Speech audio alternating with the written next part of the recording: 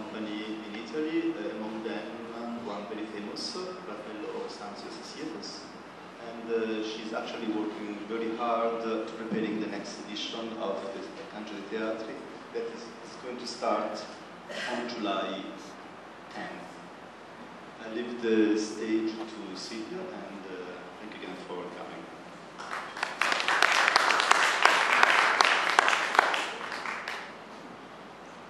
So, good evening to everybody, and thanks for inviting me in Cairo for the first time and to get the chance to meet with all of you. And after listening to the first presentation, I think there will be some points and some questions probably. These two festivals have something in common and also some differences, of course, and I hope we will have the chance to discuss. I will also try to introduce to you the Santarcangelo Festival and to focus, let's say, on some points and some issues that belong to the identity of the festival, but that are also open questions and visions for the future, and that are also the questions that, let's say, that we are busy with at the moment, and the questions and the issues that we are rethinking about the festival.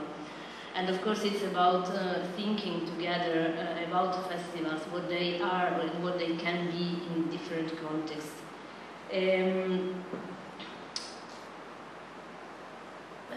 Santarcangelo Festival was founded in 1971 in a small town nearby Rimini, nearby the Adriatic coast of Italy. Santarcangelo is actually something in between a village and a small town. It now has 20,000 inhabitants, and an important fact in the history of the festival is that it was actually founded by a mayor and an artist together, so by the city and the theater, so to say. So a mayor of a small town in the early 70s in Italy decided to create a big international festival and invited an artist to run it. That's very important for me because it's really part of the legacy of Santarcangelo, the fact that the theater or the art and the city, and the idea of city, community, the Greek polis, the place where many diverse people live together. So the fact that the theater and the city work together and come together during the festival to question and challenge each other perhaps, or to think about themselves together. Santarcangelo is actually one of probably the most important contemporary performing arts festival in Italy, and the oldest one, so it has a long and articulated story. You can read in this slide some main facts in the history of Santarcangelo. I will not focus so much on the history of the festival, but that's just to show you how this festival has gone through many changes in the artistic direction, which is quite unusual, but that was also very important because it allowed the festival to change a lot. The next edition will be the 35th edition. That's really a long story, and that's a story made of many changes of perspective. Basically, as you can see from this list, the festival has been run sometimes by artists and sometimes by what we would now call curators, so intellectuals, critics, people who were invited to create a platform where different visions of theater could come together, alternating to artists like Roberto Bacci at the beginning in 1978, and then Leo de Berardinis. They are two very important names in the history of Italian theater. So artists that were invited to present their vision of the theater in the festival, and in a certain respect to conceive the festival as a work of art itself.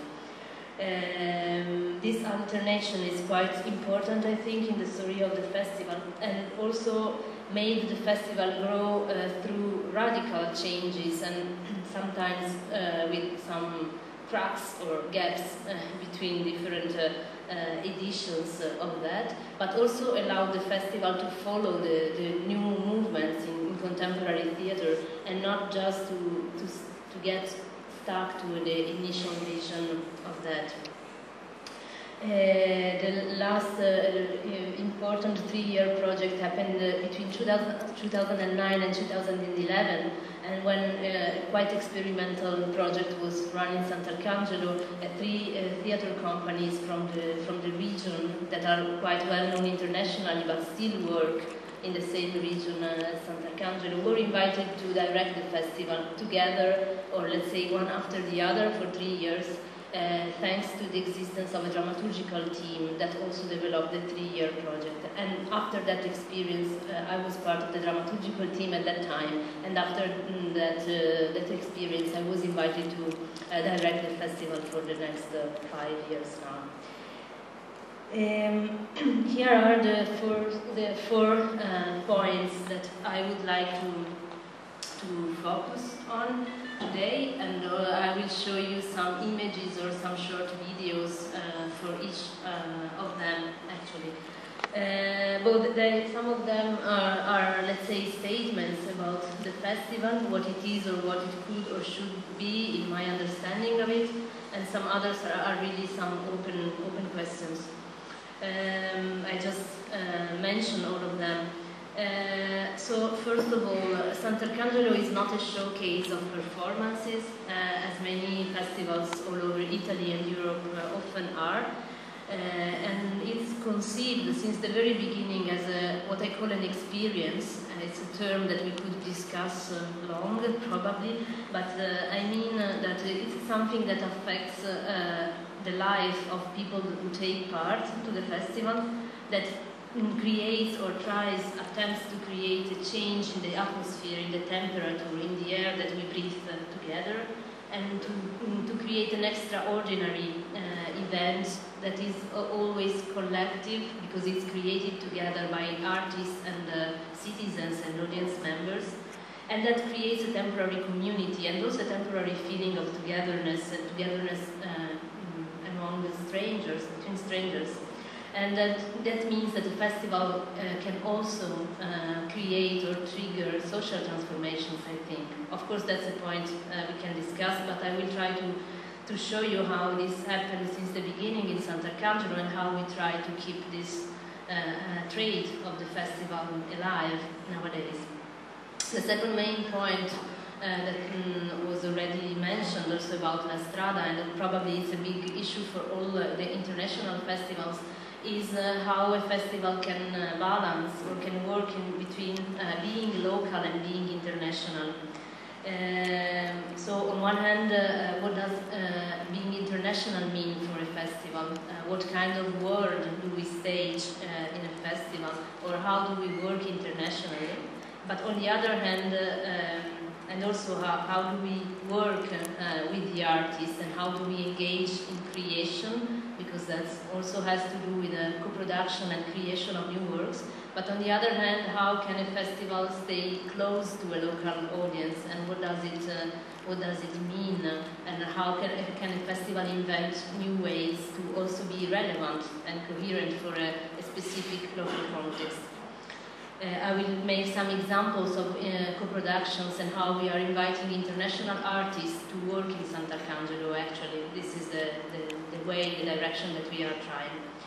Actually, that's the fundamental question for Santarcangelo. The festival has a title since the beginning. It's called International Festival of Theatre in Piazza. I will not translate piazza. I will use this Italian word quite a lot. Piazza means square, literally, but as you might know, the Italian piazza is also the meeting point, and like the Greek agora, it's an idea of forum or political dimension as well. So we decided in 2009, we decided to take this title again. It had disappeared a little bit along the years. But when, together with the 3 artists, we arrived in Santarcangelo in 2009, we decided to take it back and to carry it with us. And of course, it's an open question, I think, because when the title was given in 1971, there was a specific idea of theatre, and the street theatre in particular, and also a specific idea of what a piazza and the political dimension was.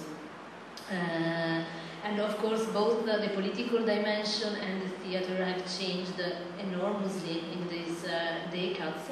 Still, we think that this sentence is a kind of a self-challenge or self-provocation that we need to keep in order to constantly rethink the relation between a live art and a political dimension. So the piazza immediately triggers the question of the public space, but also the question of the political dimension, and I will use this expression, how we live together. Then, last but not least, that the vision that we have about the festival is that a festival of contemporary and experimental art can also be a platform where you can produce and share knowledge in a different way. That has to do, for me, with the idea of experience. So festival is not a place for cultural consumerism, but it's a place where you can learn together, where we can learn together, and where we can produce a certain kind of thinking, and where we can think together in different conditions than the ones we have in academia or university, and so on. I will come back to that at the end. So, start with a long text. Don't be scared about that, but it's a beautiful text by Roberto Bacci that I think is worth reading or reading together. It's a text that comes from an interview that he gave in 2005, where he recalled the festival, the first edition of the festival that he directed when he was 29 in 1978. That edition of the festival was quite iconic for Santarcangelo, and I know it will take a few minutes, but I think I'd like to share this text with you. This experience was unique. Who witnessed it still remembers. As all the spontaneous things, it wasn't a thought, it wasn't planned. I didn't know firsthand what it would happen. Moment by moment, things were made possible, and if I think about it now, I still don't know why it all happened. We, of course, are rethinking about a festival as experience, and also trying to reenact this potentiality, let's say, of the festival in different ways. Sometimes with projects that really change the temperature of the air, so to say. Other times with soft projects that just, but I think it's important, intensify the social relations in the public space.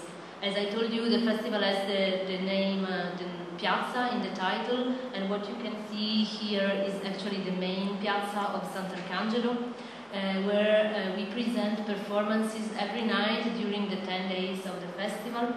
We present performances for free every night, so it's a kind of daily encounter with theater for everybody, but where we also try to work during the daytime in order to allow the people to leave the piazza as a meeting point in a different way or with a different intensity. You can see a short time lapse here. This is the piazza of 2014, last year, when we invited a French architect, Maël Vess, to conceive some structures for the info point, the ticket office, the bookshop of the festival. There are the structures you can see, for example, there, the ciclofficina, which was a bicycle repair place, and the bookshop. But basically he made 75 chairs for the piazza, and every day the chairs were disposed in the space in a different configuration. So one day you could find a line or a circle or a kind of mountain of chairs. So they had a form that the architect gave to them, but the form the shape needed to be broken in order to use the chairs. And of course the chairs were a very simple invitation to use them and also to reconfigure the piazza in order to meet the people you want to meet and to move them in order to create the social configurations you need to experience. When we talk about festival as experience, of course, it also has to do a lot with the relation with the local audience and how we can prepare to make an experience together, and also to start a journey into something unknown like the contemporary performing arts. We developed an ongoing program of activities that bridges one edition of the festival to the next one, providing to local audience some possibilities to experience the theater together. We called it sorry for the image, but it will come. We called it Anno Solare, which literally means solar year, and kind of creating a new calendar. So we kind of stated that Santarcangelo can have a new calendar, and the year starts with the festival and ends with the next festival, and then and leaving the proximity that we have with the local audience in order to have some experience of theater together. You can see in this short video some images from this project. One important activity of Anno Solare is what we call touring company. Normally the touring companies are the theater companies that tour everywhere. In this case it's a touring company of spectators. So we created a theater seasons, not programming performances, but choosing performances that are already happening in other theaters in the region. And we organized a trip, a bus trip, to go and the artists and the performance and commenting upon it together with the audience. So inviting the audience to follow us to do what we normally do. We travel and meet artists and see performances. We regularly go to see, in some cases, big productions that we would not host in Santarcangelo because they don't fit in the venues we have. In other cases, more traditional drama theater works that we don't present because it's not the mission of the festival, but that are good quality works. Another important activity is a series of talks. You could see an image before. And another one is a laboratory for kids who work every year for 6 months a year in a workshop of theater called Non Scuola in Italian, which literally means the non-school. So it's a kind of open laboratory where they can play together within the field and the discipline of theater and research together. The voices that you can hear very low here is a choir that they created for this open air celebration that we had the first year. So Anno Solare is not education. It doesn't have to do with the idea of pedagogy or education, but more with a certain idea of expanding the time of the festival, and also to answer to the question, where is the festival 355 days when it's not happening? But we know that it is there anyway because we are working and researching, and artists are producing, and we can do a lot of activities. So we try to expand time, and also to be next to the local citizens and to share with them the field of arts that we normally share and live in. And again about festival as experience, just very quickly, we developed some projects related to environmental sustainability and intended to change concretely the way we live together in the town of Santarcangelo during the 10 days of the festival at least.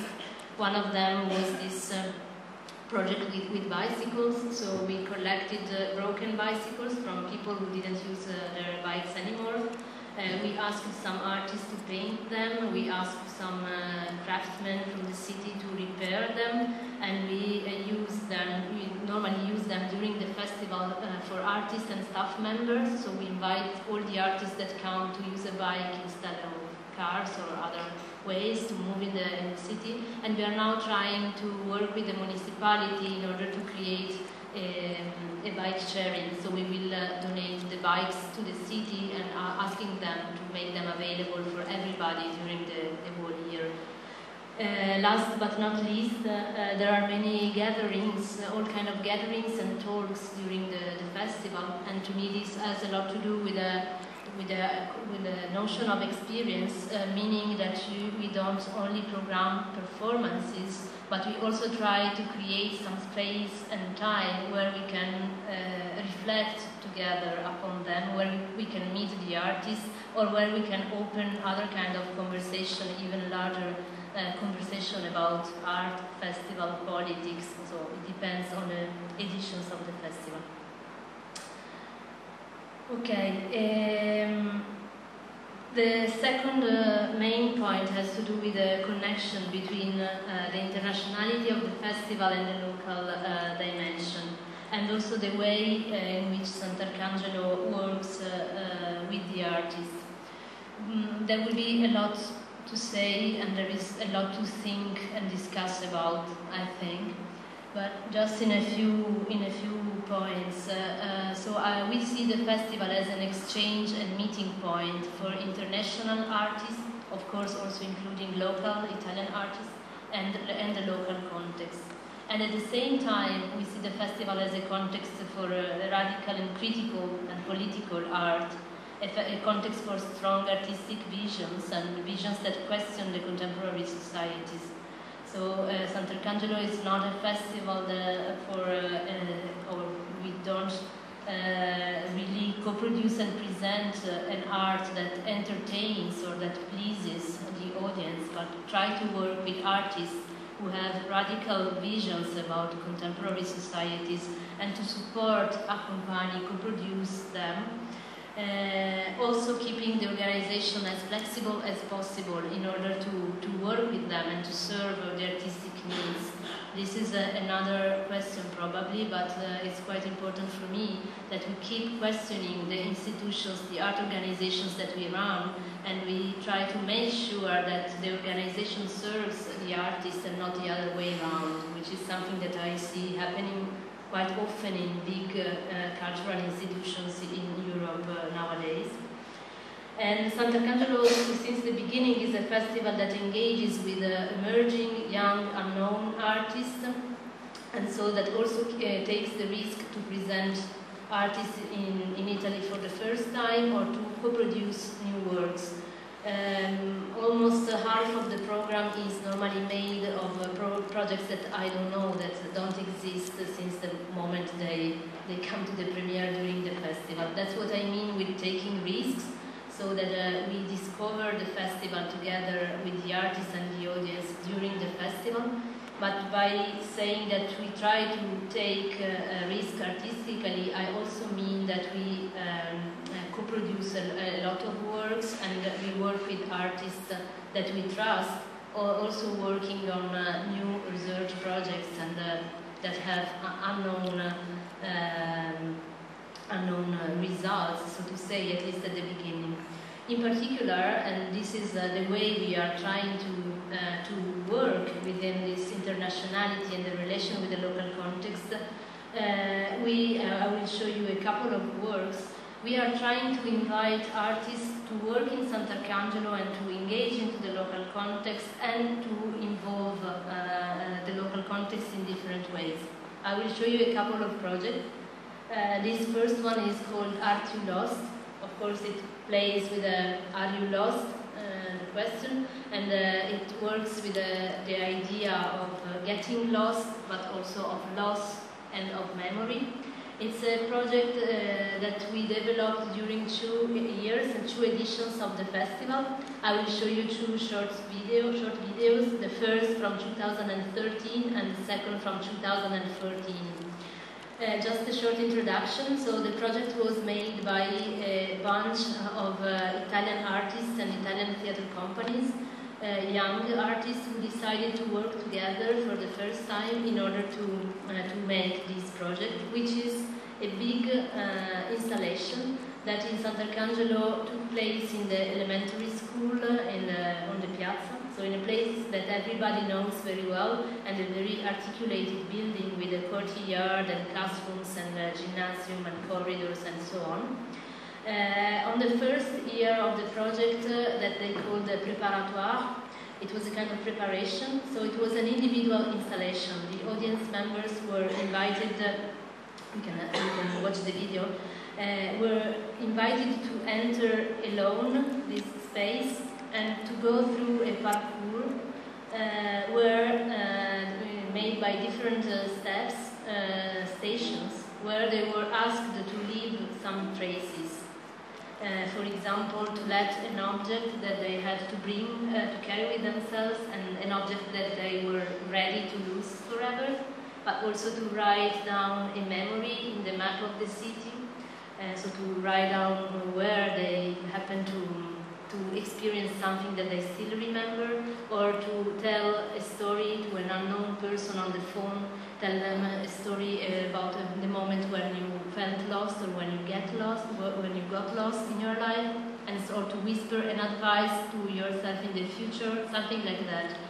In the end, what we had after the 2013 edition was a collection of almost 4,000 memories. So more than 400 people attended the performance and left traces about their individual life.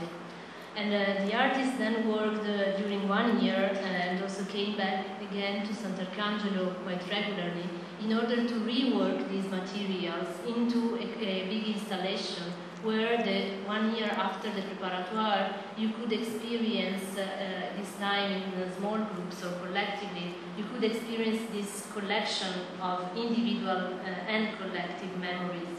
And the installation started with a walk in a forest that we recreated indoor.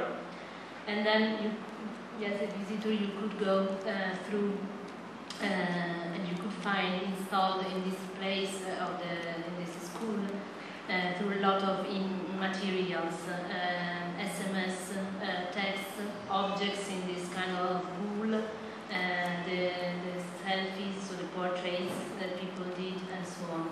So in the end, what happened there was that the city was, and the locals and the spectators of the festival together were invited to create a big collective memory and then to experience it again together. I already talked about the piazza quite a lot, I think. Basically, the question that the word piazza raises is a double question for me.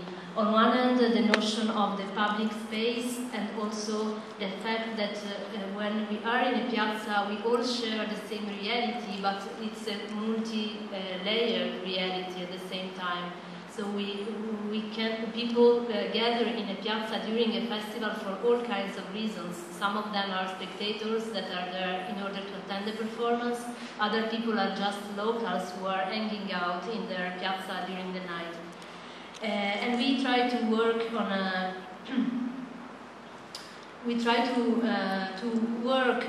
to engage some artists to face or to tackle this issue together with us. The project that we are watching now, and just let you listen to the sound a little bit. Well, it's a project that we produced in 2012 by a collective of artists called Zapruder Filmmakers Group. And to me, it's a project that still stays with me a lot and makes me think a lot, because actually I don't know what it is. I don't know what happened on that evening, because actually different things happened at the same time. As you can see, it was a dance marathon in Italy, and particularly in the region of Santarcangelo. We used to have these couple dances, and the dancers used to have marathon competitions. So where it's a real competition with the jury, and the couple who resist and who does not make mistakes will get an award in money. You can see in the editing, now we are almost to the end of the performance. So a marathon means that you start with a very crowded stage, and little by little the couples go away, and at the end the tension is extremely high because you have the final competition with the two final couples. But as you have heard already, the sound that we can hear is not the music that the dancers are dancing. Actually, the dancers were invited to dance with the music in the earphones, and the project was a concert made live by a musician who worked the sound made by the steps of the dancers on the floor. The floor had contact microphones beneath. So in the end, this project was at the same time a real dance marathon, because for the dancers, their friends and relatives, it was a marathon, and people gathered in the piazza in order to attend it or in order to win it. But at the same time, it was a concert of a contemporary art collective, the Bouddha Filmmakers Group, and a very well-known electronic musician who works with them. And for some locals, I think it was just a very awkward image, because at the beginning it's an image that you can easily relate to or recognize. It's something that we all know in that region. It's a bal marathon, but there was something weird there, which is the sound. At the same time, the stage was also the stage for the screening, the shooting of a movie, the movie that we are now watching, and that was a video installation and a movie presented in international film festivals afterwards. That's what I mean with a multi-layered event and a very complex object, I think, that took seriously all of these levels of existence of that, and really created a piazza where a temporary community could share something, actually attending something else. I mean, all these kind of people were attending a different kind of event, the dance marathon, the concert, the piazza itself as a spectacle, but they were all gathered by the same event.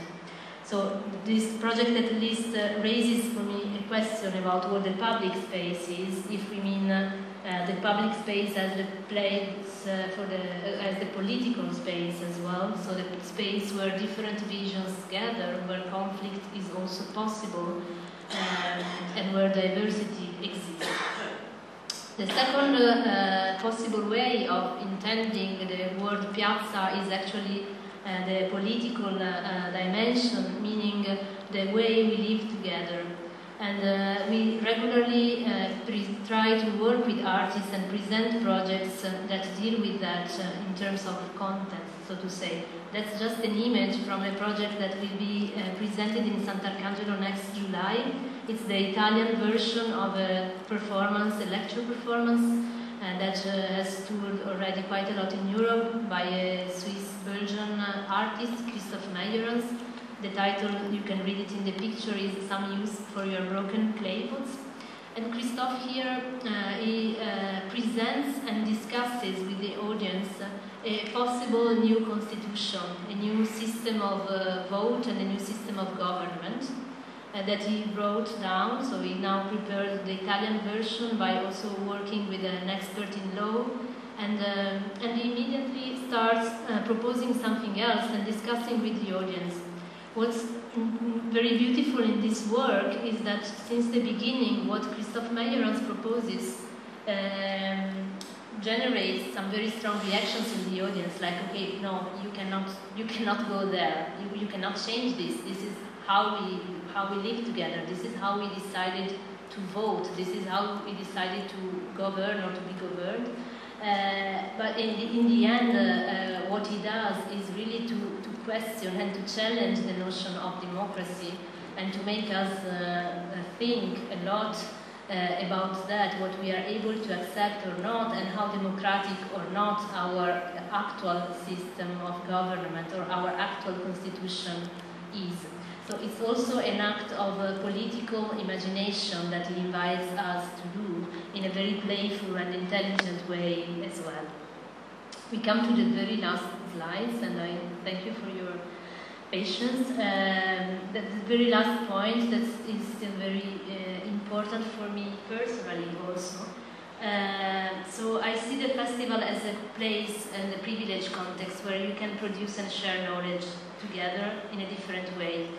And in other words, I like to think the festival and to think about the festival as a thinking entity that works with other entities, the artworks, the artists, other organizations, universities, scholars, and that creates a public platform of research. It's really something that's quite new for Santarcangelo. and that we are experiencing with two projects. Now, one is a series of publications that we just started. Unfortunately, I don't have the first publication with me, but it's gonna come out in a couple of days probably. We decided to make a new production and to make a series of 4 publications under the title "How to Build a Manifesto for the Future of the Festival." So how to create a possible and open, ongoing manifesto where we can share a lot of things and issues that belong to the curatorial of the festival, something that normally is not visible for the audience, but also where we can share a kind of atlas of images and texts that are important for us. The first issue that is now in print is it's called "How to Build the Time." And this is you can see a page of the book there. It's an image of the eclipse and how people watched it. And this is just another image of that, a text by Alida Assmann, a text from a conference that she gave in Berlin at the Berlin Festspiele, and the music part of Berlin Festspiele last March. And the festival was all dedicated to time. So this is also a question for me, because the festival, of course, is not supposed to produce publications, but we really felt the need to think and write and collect some texts that are important to us. Of course, to publish them in a bilingual publication, so it is in English and in Italian. We are translating some important texts for the first time into Italian. For example, we are translating Jacques Rancière now, The Emancipated Spectator, that you might know, which is a super important text that didn't appear in Italian at all. And the second project, and with that I will finish my presentation, is a school, actually, which is called the School of Exceptions. And there we go back to this word, exception, that I recalled at the beginning.